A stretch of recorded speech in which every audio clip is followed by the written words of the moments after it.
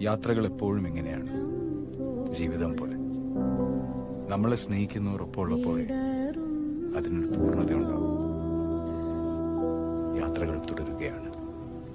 എത്രമേൽ സരസമാ ലക്ഷ്യങ്ങൾ, അത്രമേൽ കഠിനമോ മാർഗങ്ങൾ. മണ്ണിലാണ് സ്വർഗം, ഈ നിമിഷമാണ് നിൻ പറുദീസ. മുന്നോട്ട്.